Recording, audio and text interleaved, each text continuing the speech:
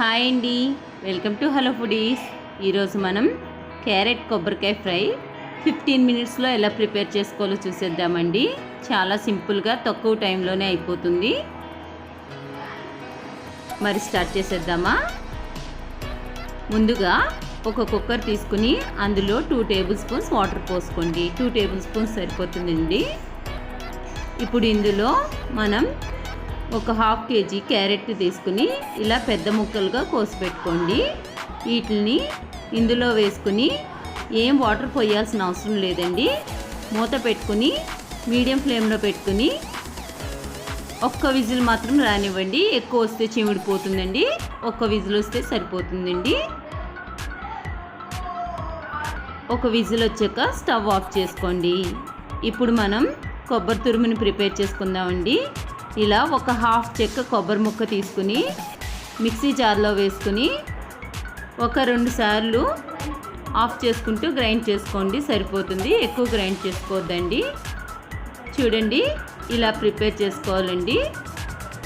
ఇప్పుడు stove on చేసుకుని కడాయి పెట్టుకుని అందులో 3 to 4 టేబుల్ స్పూన్స్ ఆయిల్ వేసుకుని హీట్ చేసుకోండి.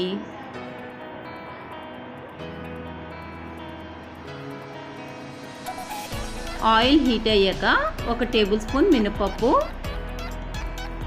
5-6 వెల్లుల్లి రొబ్బలు వేసుకుని ఒకసారి వేయించుకోండి. ఇప్పుడు ఇందులో ఒక హాఫ్ టేబుల్ స్పూన్ జీలకర్ర, ఒక హాఫ్ టేబుల్ స్పూన్ ఆవాలు వేసుకుని వేయించుకోండి. ఇప్పుడు ఇందులో కొద్దిగా కరివేపాకు, 2 ఎండుమిర్చి కూడా వేసుకుని వేయించుకోండి. ఇవి వేగాక కుక్కర్ మూత తీసుకుని చూడండి, ముక్కలు అస్సలు మెత్తబడలేదండి. ఇలా మీడియంగా ఉడికితే సరిపోతుంది. ఇప్పుడు వీటిల్ని మనం తాలింపు వేసుకున్న కడాయిలోకి ట్రాన్స్ఫర్ చేసుకోండి. ఇప్పుడు ఒకసారి బాగా కలుపుకోండి.